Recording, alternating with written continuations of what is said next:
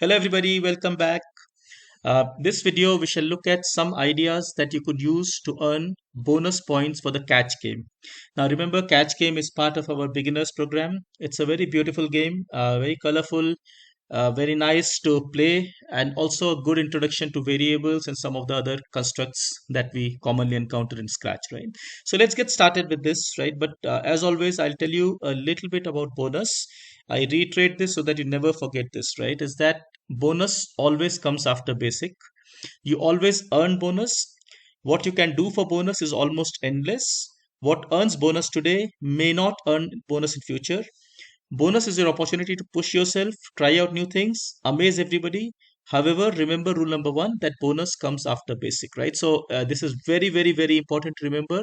Otherwise, the whole sequence breaks, right? So in this particular game, the basic concepts that are involved are that of variables, that of a sprite, let's say, moving across the screen using the sensing blocks and so on and so forth. So I just want to make sure that before you attempt any of the bonus, your game is in a good shape with respect to the basics. So which means you have sprites which are falling down, there's somebody who's catching them, and there's a scoring going on as we have covered in the class, right? Something gives you positive points, something gives you negative points, and so on.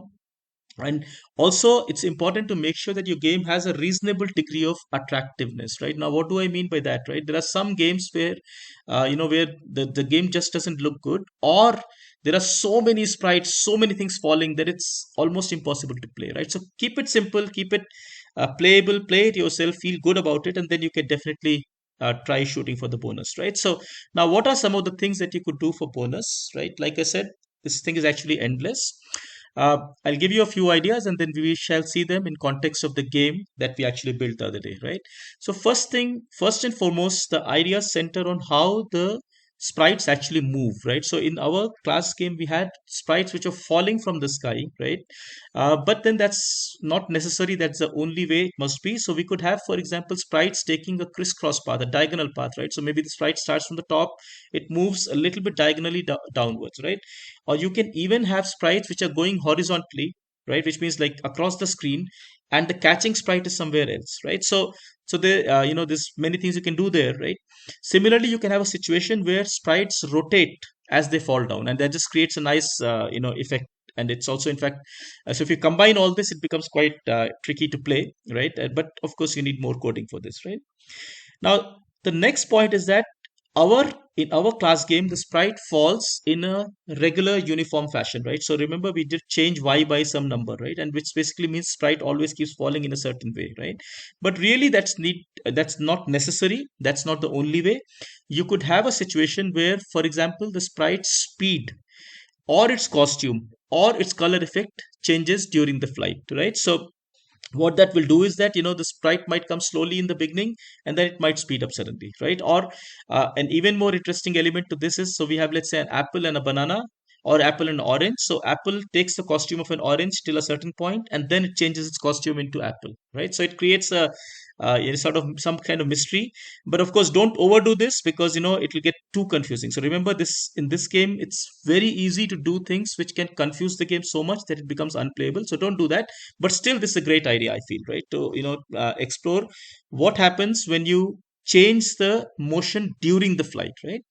Now, in a similar note, you could change the scoring pattern, or you could change the sprite's movements during the game, right? Now, what's the difference between these two, right? So what I mean here is that as the sprite is falling, something changes. Whereas what I mean during the game is that as the game is going on, right? So for example, what you could do is that, let's say, when the score reaches certain number, right? Maybe score reaches 20, or perhaps the time left remains only 10 seconds. So maybe you have only 10 seconds to go. Probably at that point of time, some sprite can generally become faster, right? So it doesn't change during the flight, but it changes during the game, right? Now, all of this is possible because we have used variables to control the movement of the sprites, and you can use them to a very interesting effect by changing the value of those variables probably at a certain time, right? So as a result, the game will change as it goes on. In a similar way, you can change the scoring scheme, right? So for example, from apple being say the favorite fruit, which is giving you positive points, it might change and becomes that apple is now a negative point, but watermelon is positive, right? Now you can do that. However, make sure that you put a message out to the user that this change is happening, right? So it will require you some some effort to do this. Keep the playability in mind though, right? Whenever you're doing any of this, remember the user doesn't know what's going on, right? So you have to alert the user that, okay, look, this is changing, right? So, but then nonetheless, this makes it very nice for a bonus activity, right? In a similar way, you can add some kind of a surprise element, right? So, for example, in our game, you could have some kind of a lightning strike. So, one particular sprite which comes, at certain point in the game, and then you have to avoid it. Maybe it's there for like 5 seconds or something like that, right?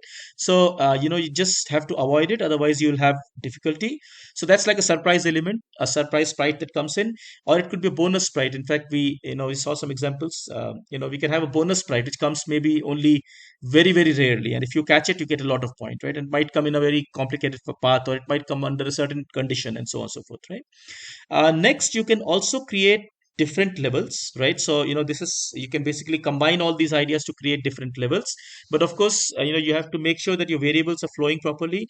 Again, use variables quite neatly for this. The structure is already set up for you to do all of this. You might have to introduce broadcasting to do this, right? To change levels, change the backdrop, change the way the sprite falls, change the sprites themselves, so game becomes quite interesting. Yeah. uh, Finally, and this is somewhat advanced, right, which will require cloning. Remember, in our class game, we had only one apple falling at a time, for example, or one apple, one orange, one banana, or say one watermelon, right? But really, that's not the only way. You could use something called cloning, which we will learn a little bit later, to create, say, for example, multiple apples falling at the same time, right? Or perhaps multiple oranges falling at the same time. And in fact, if you go even further in that, you can give each of those falling apples a different behavior, right? But that's really a little too advanced at this point of time, so don't won't worry too much about that, right? So, but the point is that you can create a lot of variety in this, but keep the playability in mind, and remember that these things are supposed to enhance the beauty, not complicate them, right? So let's just briefly look at this, all of this in context of our game that we did in the class, right? So um, basically, we built a very simple game, but I think the game was simple, but the structure is very nice, so it allows for all these bonus and everything to be done, right? So the first thing that I said is that, notice in our game, all the sprites, right, whether it's apple, whether it's orange or watermelon, basically keeps falling down at a constant path from top to bottom, right? Now you can change that. You could probably give it, let's say, some kind of a diagonal path. And how you do that is really, as you are falling here, remember we are changing only the y. If you also change x, right? So there's a block called change x, but of course you have to be careful in what you're changing. If you also change x, then sprite will come in a diagonal fashion, right? In fact, you can have completely different movement where sprites come horizontally, which means like, you only change x, not change y, and the catching ball goes up and down. So it can't be a ball, it can be something else probably. You're always free to use different sprites anyway. Yeah.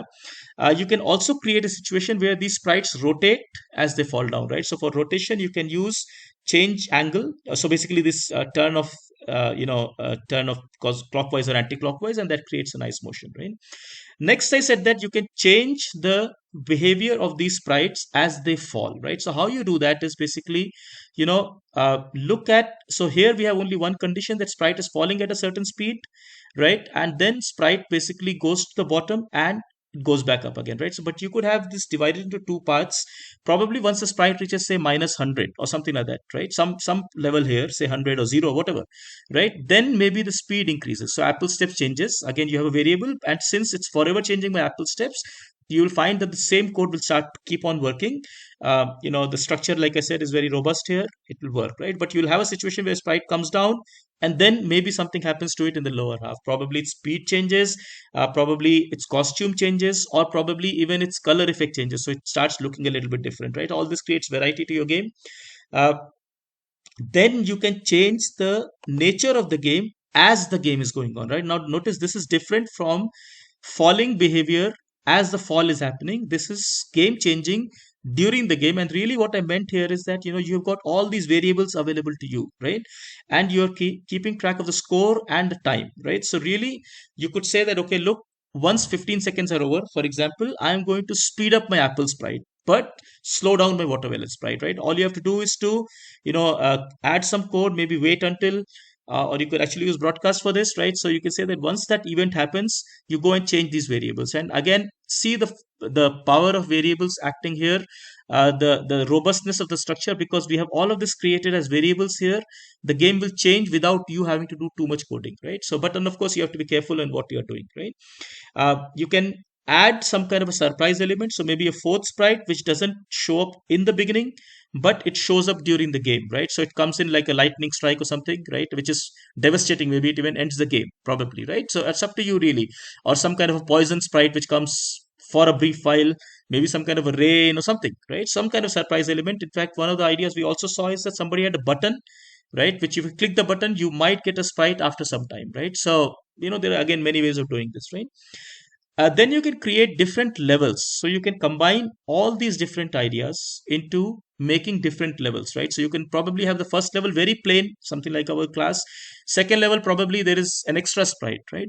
Uh, Maybe after some time, the sprites start to increase speed. Maybe that's a third level, and so on and so forth. Or you can even completely change the scenery as you go across different levels. That will require you to use switch backdrop, change backdrop, and so on and so forth. And you could still do that, right?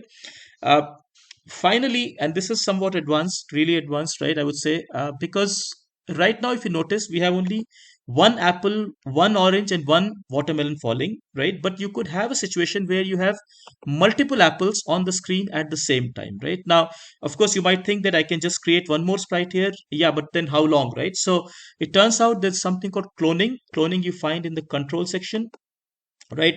We'll of course cover this in one of the later classes. We'll learn about what is cloning. So you could use cloning to build this game, right? And that will give you a lot more flexibility, because then you can create, for example, you can have a train of apples coming up. So every time an apple falls, probably one, two, or three apples fall, slightly offset from each other, right? Or maybe more watermelons fall, and so on and so forth, right? So in fact, if you go even further by using variables even more smartly, which we have not covered yet, you can even give a different behavior to each of those apples, right? But really, that's a bit advanced for now, right? So, uh, I think the point here is that keep your game nice, simple, playable. Okay, we have come across instances where people do so many things, but the game becomes impossible to play, right? So, in this kind of a game, aesthetics play a role, right? So, make sure your game looks somewhat attractive, so you don't have to use these sprites, but use sprites which are attractive, which fit into a scheme, right? So which are making sense, not so many of these things falling at the same time, not having them too fast so that the game remains playable. And beyond this, I think there are many ideas like we just looked at it, right? So most importantly, enjoy Scratch, enjoy the process. This is a creative process, right? There's no limitation put on you. Do what you can, do what appeals to you, and do what you really like. Okay, enjoy the process, and this will be great. Thank you so much. Take care. Bye bye.